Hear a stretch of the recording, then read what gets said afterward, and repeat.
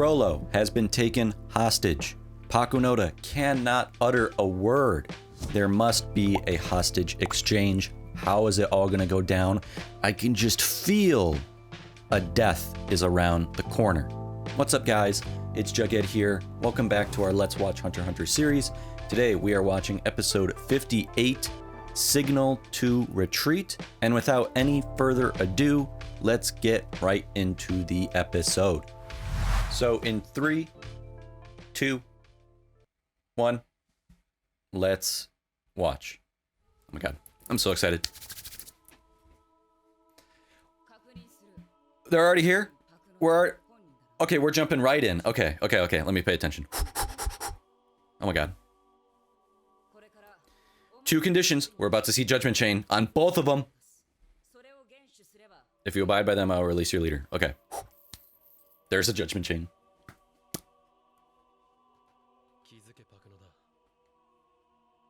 We don't know what Pakunoda will do, but I'm sure Chrollo would always follow the rules of the spider. He does not care about dying. I'm going to skip the intro, but Pakunoda might let emotions get the best of her.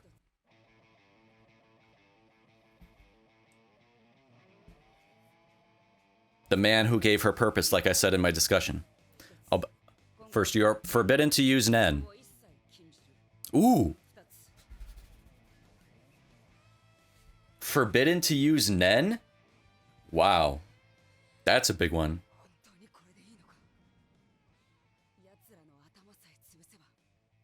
You're wrong about that. Someone will take the leader's place. They'll regrow their legs. Someone will become the head of the spider again. That's the entire essence of the Phantom Troupe.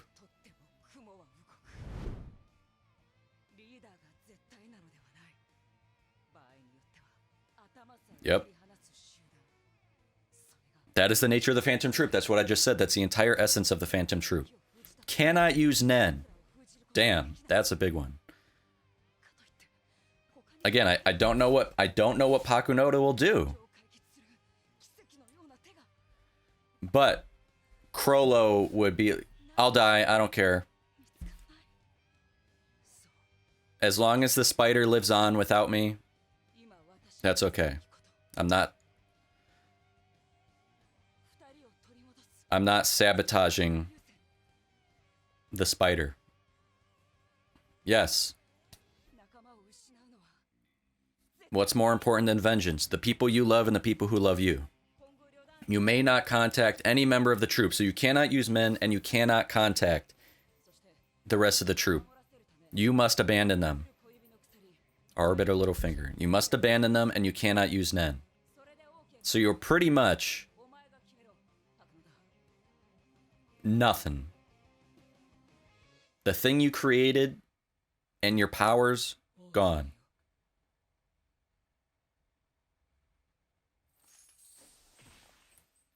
Oh!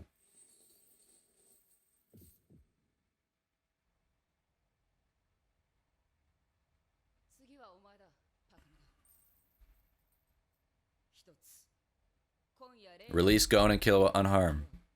4 midnight, no tricks.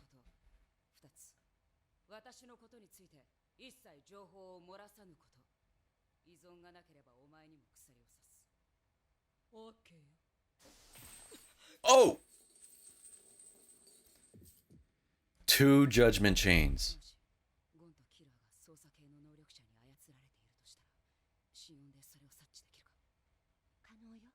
Ooh, that's an interesting question. But she's never met Gon. So everything rests on Pakunoda's choices.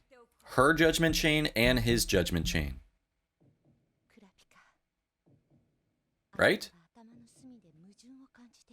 Or am I mistaken? Or is each Judgment Chain contingent on both of them?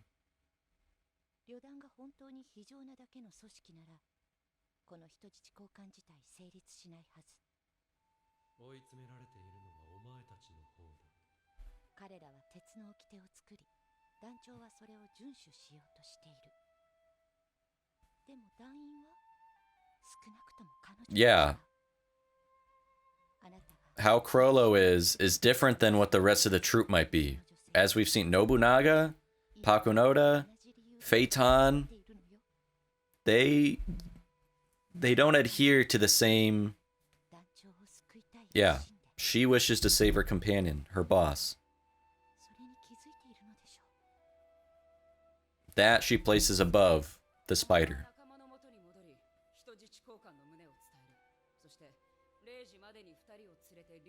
And they're on an airship. They're ready to go. They're ready to leave.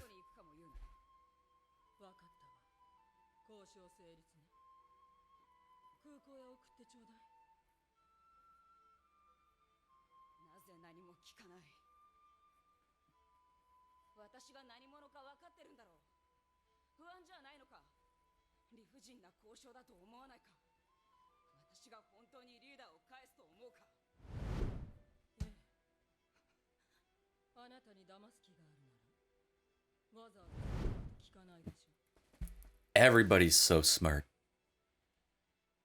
What? Jesus.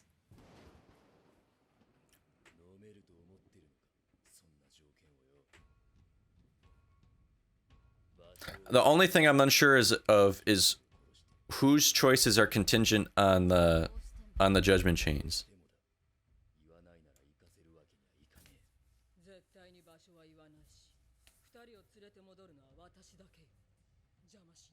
They might think it's the sword of law again.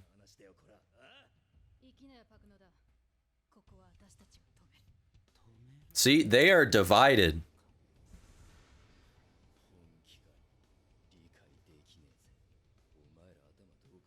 Nobody's on the same page.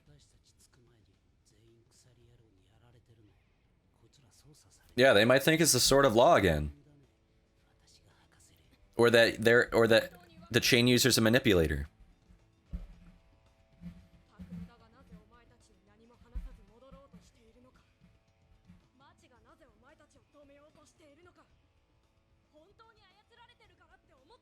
Yeah, you can't understand that. Yeah, are you really that unable to understand that they have a desire to save Chrollo, your leader?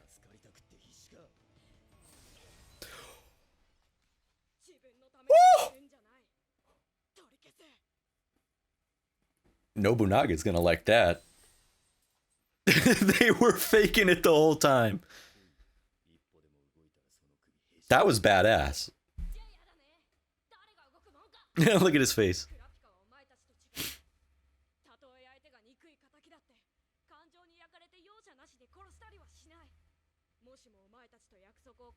He keeps it.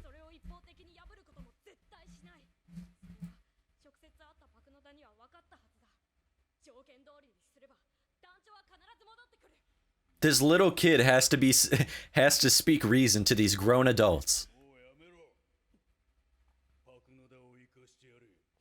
Yeah, Franklin, speak up.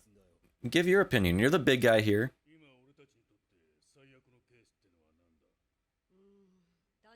That the boss is dead and you're all gonna kill each other. Infighting. Look at Nobunaga in the back just chilling. Exactly. You people do not have your priorities straight. The worst case scenario is the spider vanishes.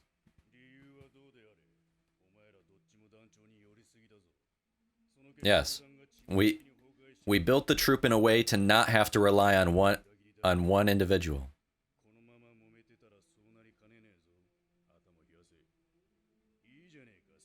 The group survives.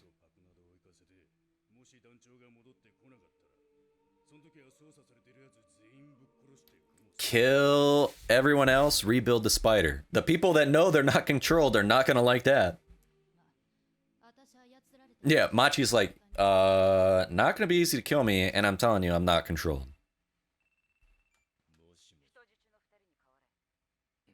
Is that Shalnark? Oh yeah, that's Shalnark's phone. Don't break his phone.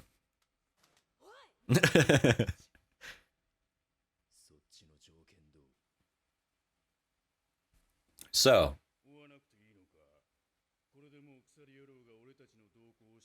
But Melody can. Melody can. So Pakunoda will give over the children. The boss will still fail to return, though. Oh, now I understand.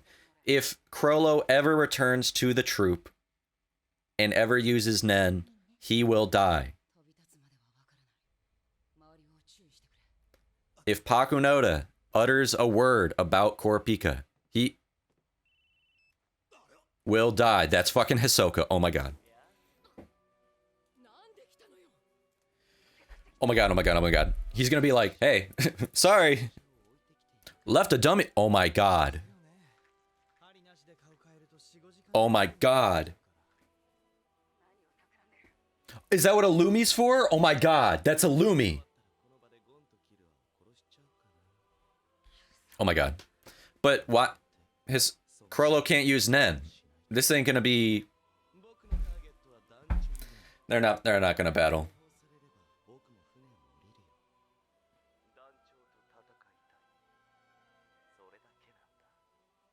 This is what we teamed up for, and now I'm cashing in my chips. This is the moment.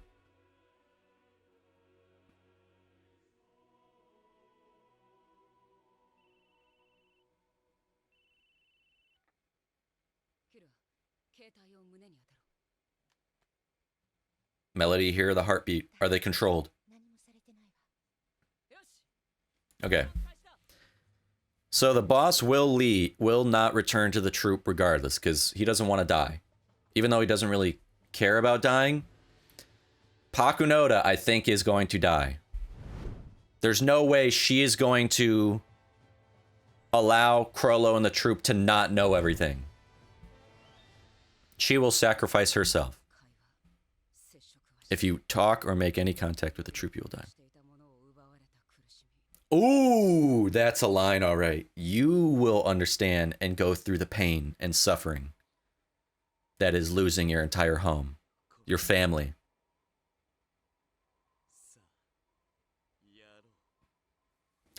It's about to be anticlimactic because Chrollo can't use Nen. Oh my god, I forgot he had that tattoo.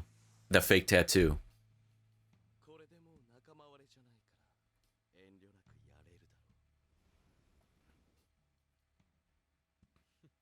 I wonder if...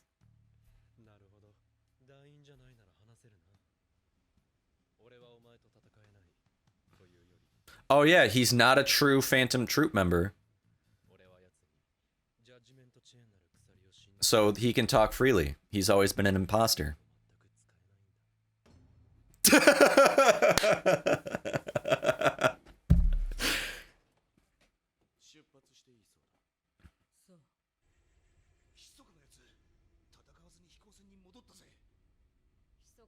That show.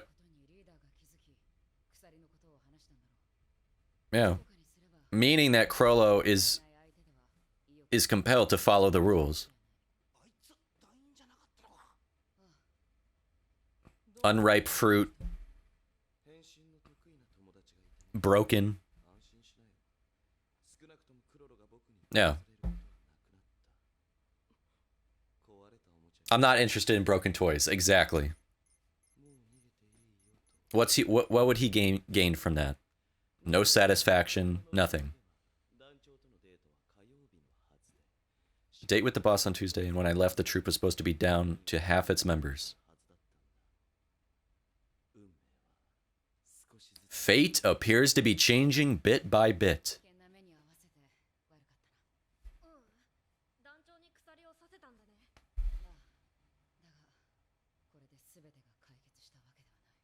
Oh my god, what's happening from here on out? The boss isn't returning. She's dead. I don't think they're gonna kill her. She's gonna speak, and when she gets everything out, nope, she's gonna use, oh my god, she's gonna use memory bomb. But it's a revolver, so there's what? There's 6 bullets?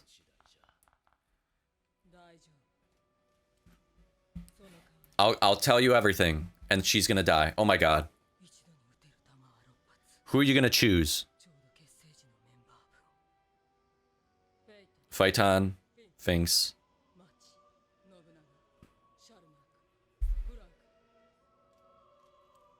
Forget Benolanov and Kortopi and Shizuku. The actual fighters.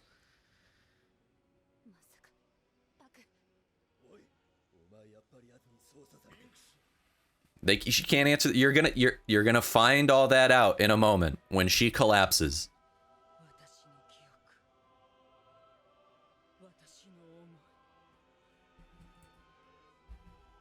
Thank you for giving me a family. I pass everything on to you. I hope you live. Goodbye. And she's dead. Please let all this end with me.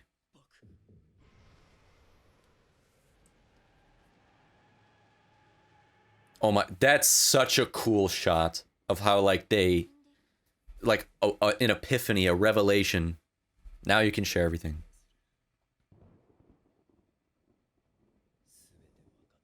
They understand everything now.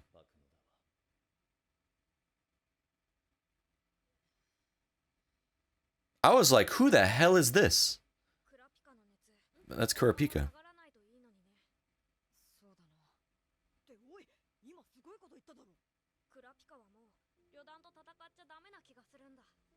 It's taking too much of a toll.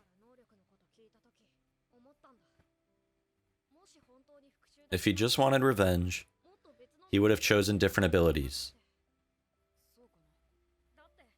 If he'd only wanted to kill them, he wouldn't have gone to the trouble of chaining their hearts.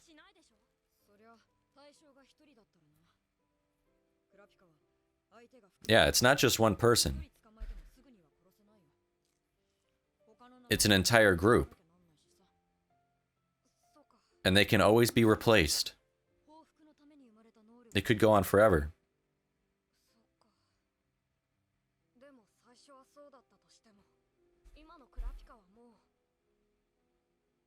Please have that revenge leave your hearts. Come back to the human side.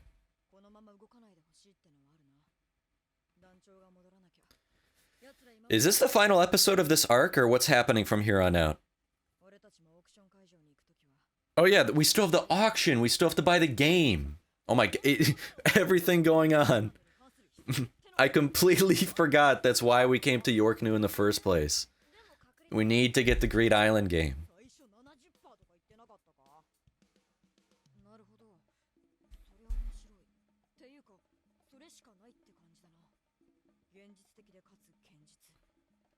Now we're back to this plot. We got 4 minutes left in this episode. Not gonna see much, but... Hey, looking dapper. They're gonna try and do this the legit way? With their friend?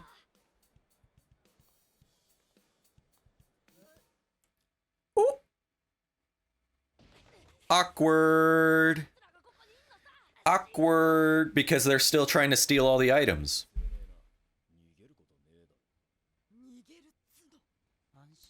We're not enemies anymore. They understand everything.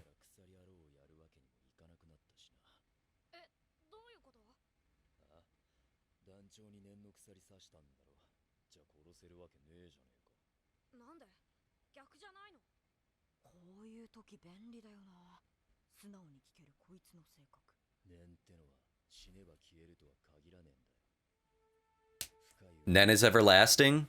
Nen that's driven by hatred and regret can persist a long time after death. That Nen will direct itself toward the target of those emotions. Since the boss can no longer use Nen, he could be overwhelmed by that assault. It could kill him? Ooh, that is amazing lore. Why? Because it might kill them all? It might kill them? Or because it might kill Chrollo? That chain around his heart.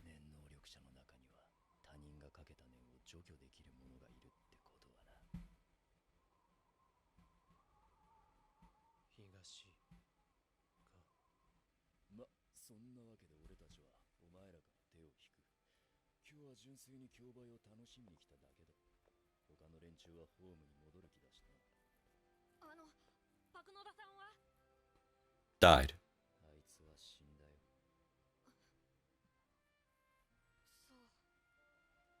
あんたたち、なぜ逃げないの？逃げるって？手負いの私からなら逃げられるはずでしょ。そしたらこっちの切り札はなくなって、鎖野郎は望み通り団長を殺せるの。なんでそうしない？ Oh, they're seeing her memories.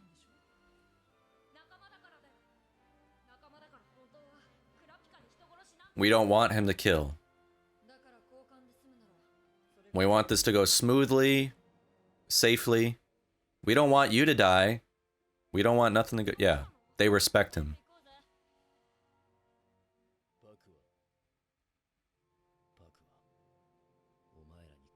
The last memory she ever had. Wow, that got a little emotional. That was very heartfelt at the end.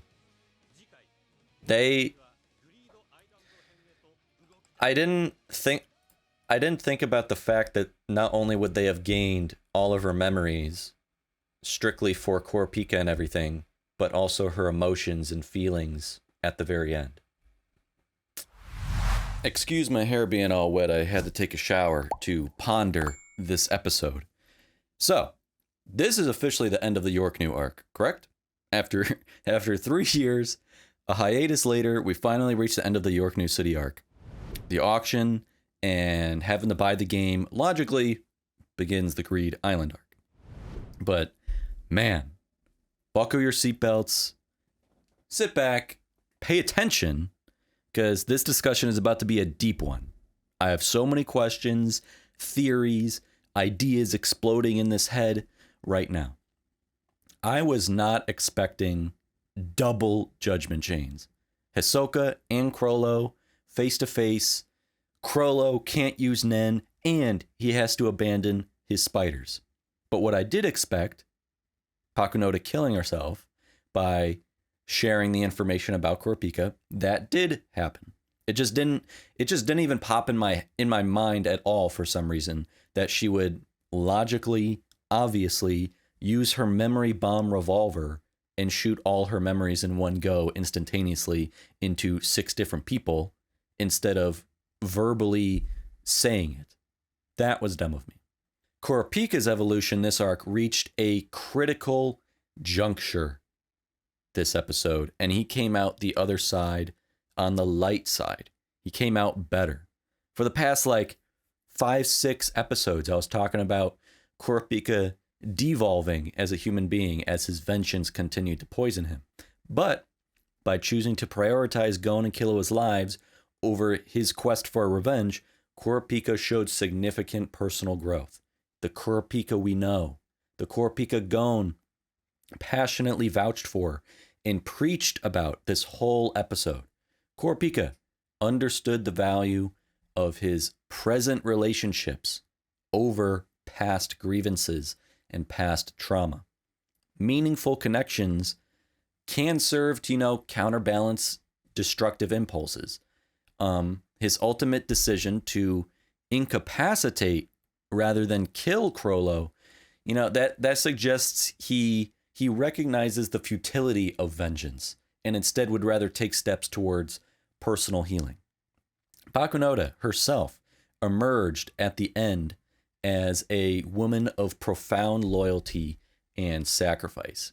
Faced with the harsh conditions set upon her and her leader, she chose to protect the integrity of the troop at the cost of her own life, hoping it would mean she is the last to die. Loyalty and the bonds that tie individuals to their chosen families. It challenges us as viewers to look at the troop differently, to consider the humanity, to consider the nature of loyalty, even among those we deem to be antagonists. I think it also showed the rest of the troop a great example to follow, because for the past couple episodes, they were not at all on the same page whatsoever. Their internal dynamics were on the brink of failure, revealing this complex web, no pun intended, of loyalty and pragmatism, but also like individualism. Franklin, with his more calm and measured approach, Finks's aggressive insistence on immediate action. In the absence of their leader, the unity of the troop is quite fragile. If we do see more of the troop in future episodes, I wonder if this will be illustrated more. Since they'll be without Chrollo's leadership or his guidance for quite some time. They know he won't come to them, and they can't go to him. With the chain around Chrollo's heart, his actions aren't only heavily restricted, but Kurapika's also symbolically transferred the burden of his own vendetta onto his enemy, taking that weight off. Now Chrollo must carry that burden, and it's a heavy one. This episode also really opened my eyes to the possibility of religious parallels within the troop. Now that we've seen this arc as a whole, Chrollo has effectively, metaphorically died. Hisoka finally outed himself as the traitor. This episode really made me almost see the Phantom Troupe like the 12 apostles, with Chrollo being Christ, Hisoka being Judas, Chrollo being pierced by Kurapika's judgment chain. Essentially mirrors Christ being pierced by the spear of Longinus, or the spear of destiny, whatever you call it. Chrollo essentially represents Jesus. And the other 12 spiders would represent the 12 apostles who follow Jesus, with Hisoka being the Judas. Pakunoda, through last episode and this episode, could even represent Simon Peter in a deeper way. Pakunoda was one of Chrollo's founding members of the troop, as we saw from the flashback. Chrollo gave Pakunoda purpose, who was otherwise nobody in Meteor City. Simon, his original name, was a mere fisherman. Jesus called on Simon Peter to follow him, telling him he would become a fisherman of men, essentially giving him a purpose as well. He left his fishing nets immediately and became one of Jesus's first disciples. It was Simon who said, "You are the Messiah, the Son of the living God." And Jesus praised his faith and gave him a new name, Peter. This is where we get Jesus saying, "On this rock I will build my church." Jesus gave Peter a new identity and purpose and built his church on this faith. Chrollo gave Pakunoda a new identity and purpose and built his church, the spiders, on their faith. But it was also Peter who denied Christ. During the Last Supper, Jesus told Peter he would deny him 3 times before morning, before the cock crows. Peter insisted he would remain faithful, even if he had to die with Jesus. But later that night, after Jesus' arrest, Peter, afraid for his own safety, denied knowing Christ. Immediately, a rooster crowed, fulfilling the prophecy. In Pakunoda's case, her actions could be conveyed as a betrayal or renouncement or denial of the rules and the ideals of the spider, the faith of the spider, and thus Chrollo himself and everything he built, the church he built.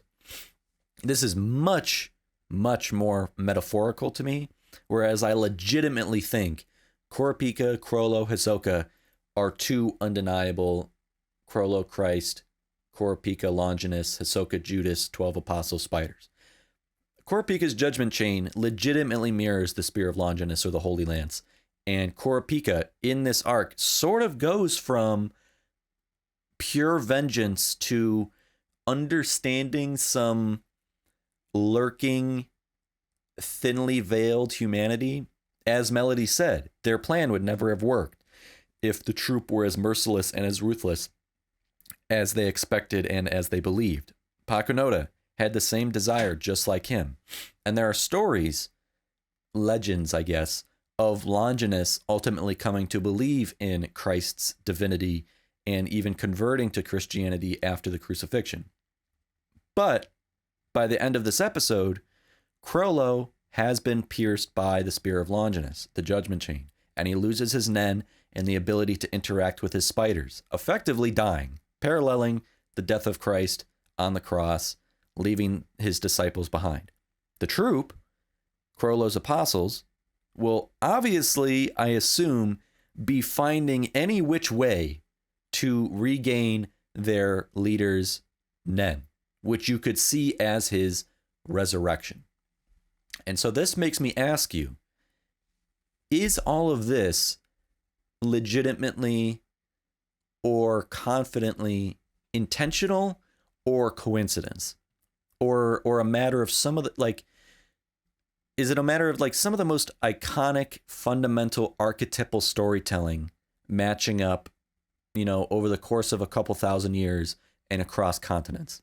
Like, the Bible is the most famous, the most purchased, most read, most influential book and piece of literature on the planet in history, with symbolism, metaphors, proverbs, messages, etc., easily carried through time and culture. So one could argue it could be easily conscious in Togashi's mind and deliberately, just as much as it could be in his subconscious and coincidental from Togashi that, you know, oh, Chrollo mirrors Christ, or that Chrollo was inspired by the Bible. But Chrollo has a cross on his forehead. It's not the Jesus's cross. I forget what that cross would be. I think like Thomas's cross or something. Just a straight, you know. And he has an inverted cross on his back. Chrollo's entire specialist ability is based on a book in his hands. His Bible, really. His full name is Chrollo Lucifer, fallen angel, someone cast out, who Chrollo might sympathize with. We know Christianity is a canonical religion in this world, because back when he told Uvogin, you know, Judas wasn't a traitor, Chrollo is a fallen angel from Meteor City, or that's how he views himself, considering he's also like the only Phantom Troupe member with a last name that I know of right now. No one else has been referred to with a surname, I'm pretty sure. Maybe Nobunaga. And I only know Chrollo's full name. It's been said.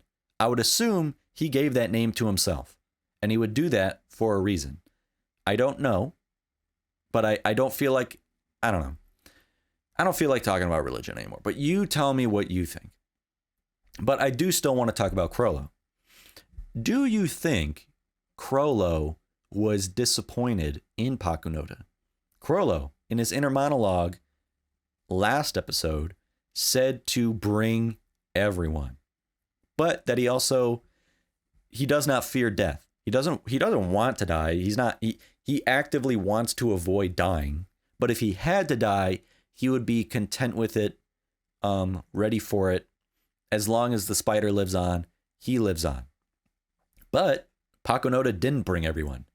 She didn't bring anyone else. She didn't speak a word, and she came alone. So do you think Chrollo was disappointed in her for not upholding the rules and ideals of the spider? Even maybe thinking of her as a traitor? Or do you think her decision and her ultimate sacrifice would cause him to reassess his fundamental thinking of the troupe in the light of her sacrifice for him and for the troupe? A troupe member going alone for him. That is ultimate vulnerability. And then sacrificing herself for her family. When Chrollo is freed and walks next to Pakunoda, he doesn't say a word to her, which is wonderfully ambiguous because, practically speaking, we know he, of course, can't have any contact with the troupe or he'll die. On the other hand, the scene also just comes off feeling so cold as a result, especially when you compare it to Kurapika's warm reunion with Gon and Killua once they're safe. A lot of this episode was in Pakunoda's point of view. So she's the one we empathize with. But nonetheless, and all in all, I think you could view Pakunoda as a traitor. She did betray the spider's rules, but she does so to save someone I do think she loves. I think there is humanity within the troupe. I think a family like this, it's impossible for there not to be. And so she commits the most selfless act, the ultimate sacrifice, her life. She saved Chrollo, even if deep down Chrollo would want her to, or order her to kill Kurapika instead. And she does this with no expectation for the rest of the troupe to understand her choice. She dies, passing on her memories to her family. She sacrificed herself for the spider, not just for the group, but for all of the individuals she cares for and cares about. She knows and feels that the group is more than just the group. These are people she has spent most of her life with. The spider is not simply a concept, an idea of Chrollo's creation. It's first and foremost a group of individuals who've come together to be a family. Pakunoda, this episode, shows that there is something more and something genuine there in that group of spiders. I mean, the whole Requiem scene episodes ago was there to convey that the spiders were grieving, even if in a violent and destructive way. Even Chrollo told the spiders to act without restraint. So even he was affected by Uvo's death. You know, remember when Machi suggested Kurapika join the troupe? Since the chain user defeated one of them, it would only be right, following their rules. But Chrollo decides to hunt him down. And he told Nobunaga to do what he wants with the bastard with the chains. So even the rules to Chrollo are mere suggestions. We don't see the leader even acting on these ideas. He was ready to kill the chain user, and the only reason he chose to leave was for the sake of the survival of the spider. The idea that you can join the group by killing one of them is contradicted throughout this arc. The spiders would not have welcomed the one who killed Uvo. I just do not see that being the case. The whole debate they had about what to even do with Uvogan's killer shows there is a clear discrepancy and disagreement between the law, the rules, and each of their feelings. It's this very discrepancy that ultimately leads to Pakunoda choosing Chrollo over the spider. The spiders love and they care. And I think that really goes into the essence again of Hunter x Hunter being about the moral grayness. There's no black and white.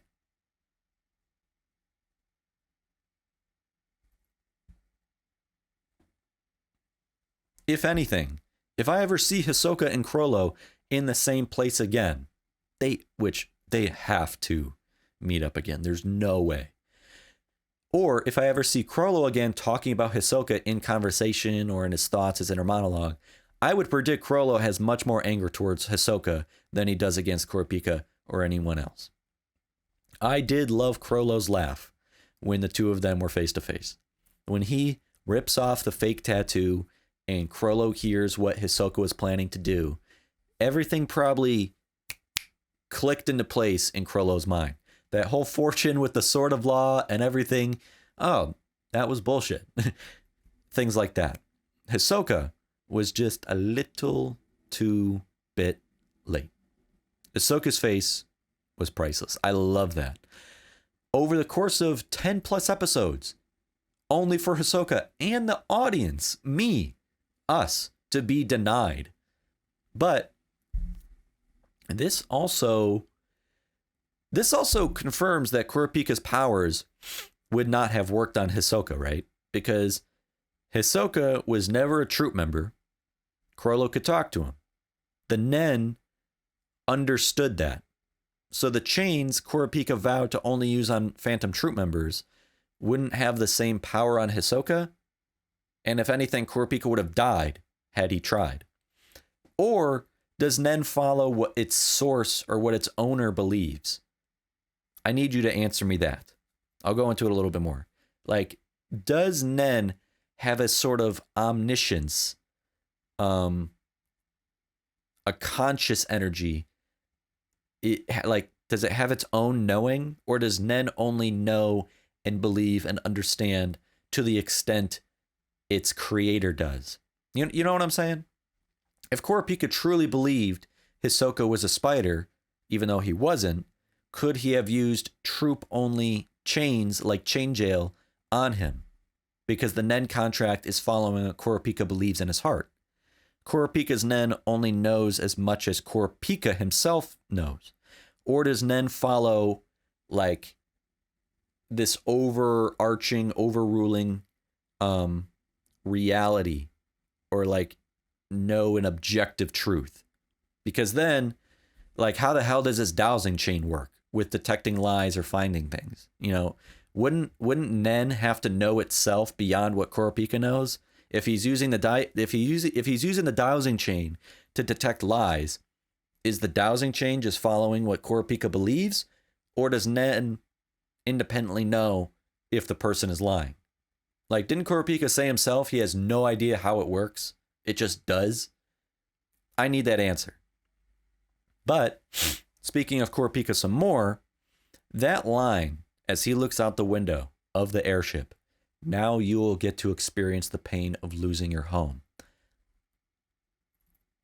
That was a cold, cold-blooded line. Quote of the episode. Just absolutely sums up the whole arc. Like, boom. Now, Chrollo is alone. He has no one, and he doesn't even have his Nen. Like when Magneto lost his powers, and he became a nobody. He was practically dead.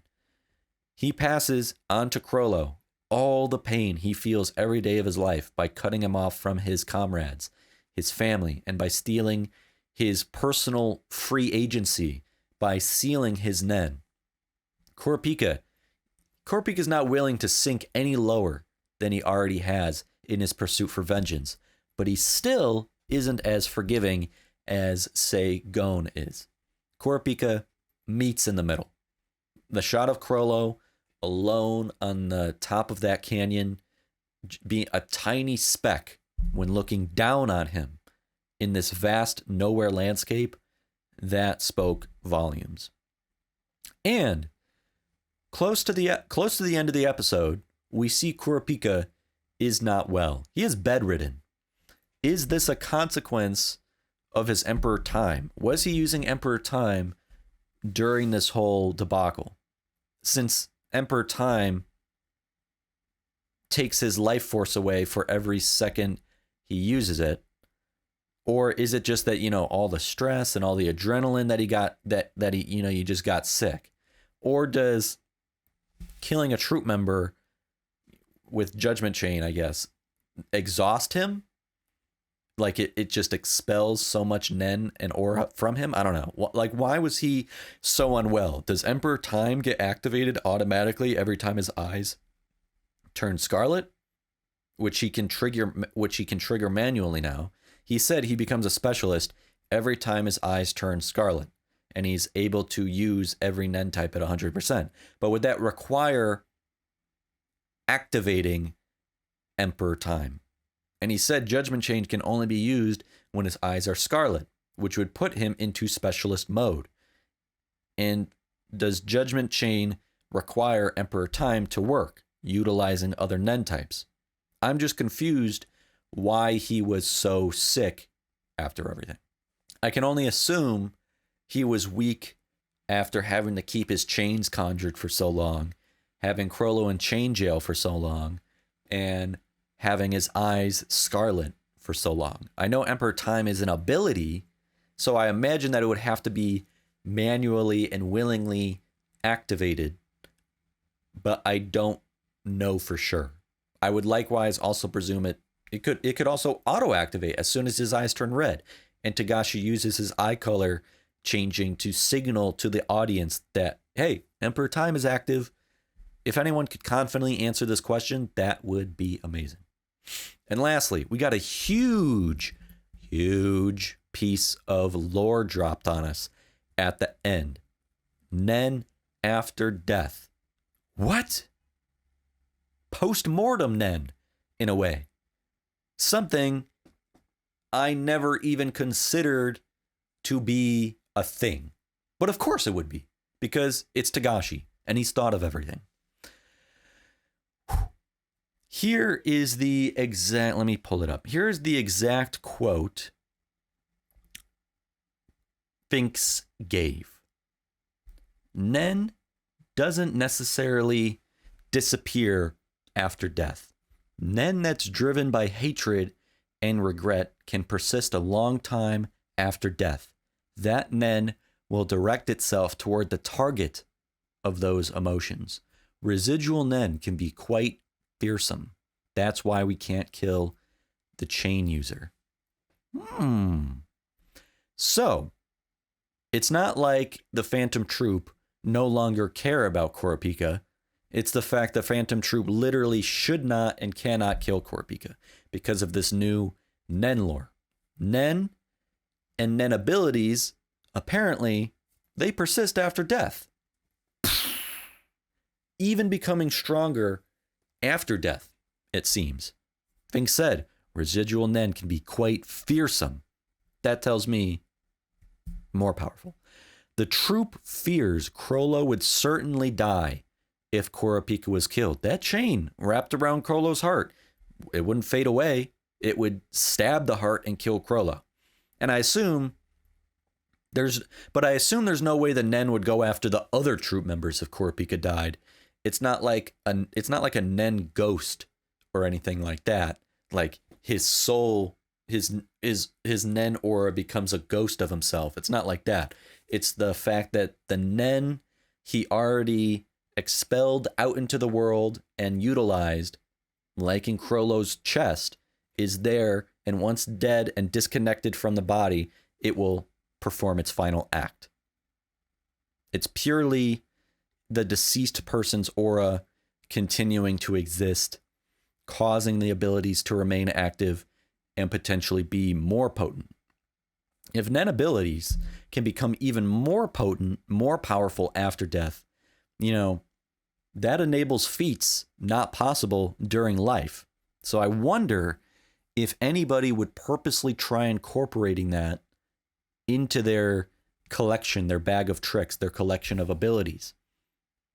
Like, I don't know, like resurrection, like Christ, or I don't know, having a second life, cat with 9 lives, ascent, like immortality, maybe, I don't know. That's incredibly fascinating.